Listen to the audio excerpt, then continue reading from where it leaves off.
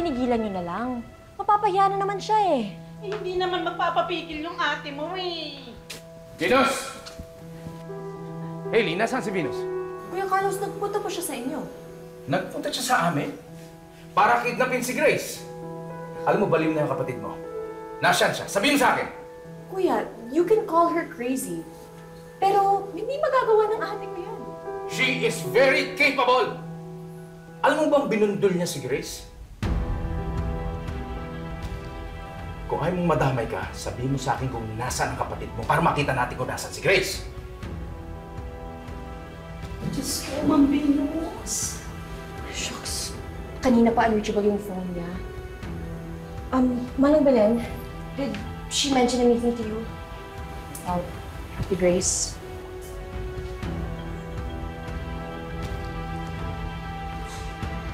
Ang sabi po niya, pwesto lang daw po siya sa inyo. Pero hindi naman po ibig sabihin noon na kikidnapin niya si Ma'am Grace. Huwag na mo tayo magpapalusot para sa kanya. Ang kapatid mo, matagal nang gustong iligpit si Grace. Anong ginawa niya? Binundol niya. Hindi siya naging successful. Anong ginawa niya next? Inadampot niya! Kuya Carlos, huwag niyo naman i-conclude na si ate ang gumawa nito. Yes, may motive naman siya, pero wala naman kayong proof. Tsaka, sino ba talaga yung may history ng kidnapping kay Ate Grace? Di ba si Doc Seth? Ay, oo nga kay boss. Pwede din si Doc Seth eh. Kasi, paano kikidnapin ni Ma'am Bino si Ma'am Grace kung iniwan po niya yung kotse niya sa bahay niyo? Saan po sila sasakay, di ba? Paano po niya tatangkayin si Ma'am Grace? Oo nga.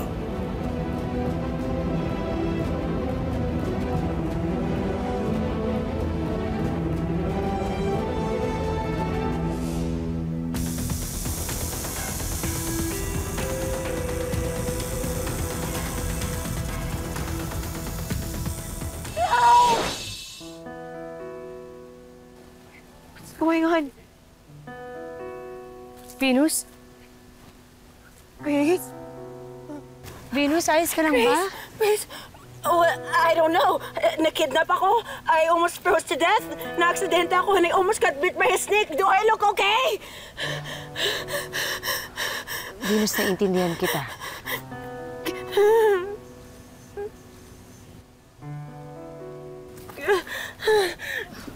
Venus?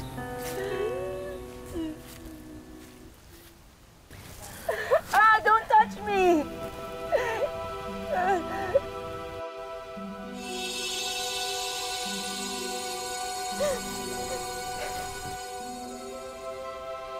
Halika. Pwede ka nang tumayo.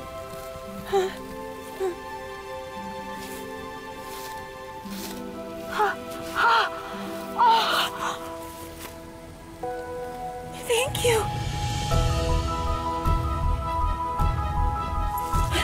Thank you.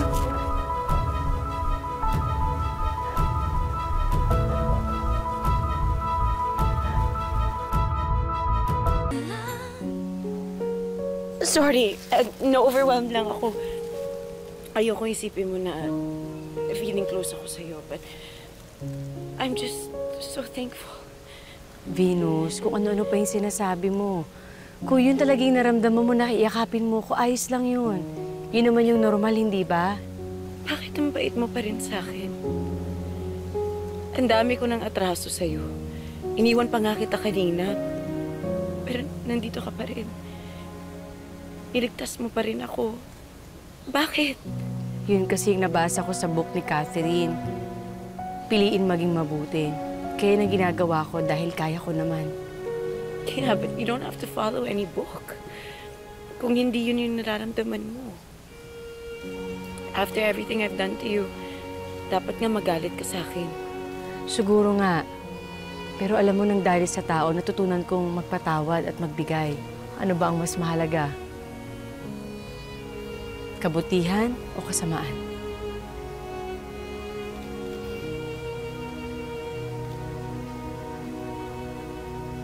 Alam mo na anong sagot.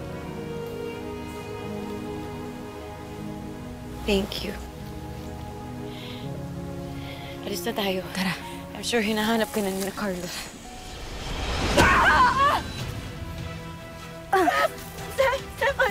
Ano ginawa mo sa kanya? Grace! Grace! Pwede ba? Ano ba? Ano ba problema mo? Ba't ka ba nakikialam di nakakatulong? Ba't kita tutulungan? Kinidnap mo rin ako! Hanggang ngayon, sir, wala pa rin kaming update regarding kay Doc Sep Corona and his cohort Vegas Santillan. Gusto ko i-report, Detective, si Venus Del Rosario dahil suspecha ko meron siyang kanalaman dun sa pagkadukot kay Grace. Pero hindi naman po natin pwedeng arestuhin na lang basta-basta yung tao dahil lang sa suspecha. At saka hindi niyo naman nakita ng personal yung pangyayari para sabihin si Miss Venus nga ang salarin. Siya ang bumundol, siya ang bumangga kay Grace. Meron akong witness. Sir, kailangan pa rin natin mag-file ng complaint. Hintayin ng desisyon ng piskal bago mag-issue ng arrest warrant. Excuse me. May aksidente nangyari sa intersection ng Galvez at Matinloc. Siya nga pala, sir, nakuha na ng pinsan ko yung nakadadaan lang kanina. Ayan, sir. Ngayon, sir, may naipit pang tao dyan pero wala naman po tayong dapat ipag-alala. Sir, pwede ho bang makita yung litrato? Si Vega to. Vega Santillan. Yan o.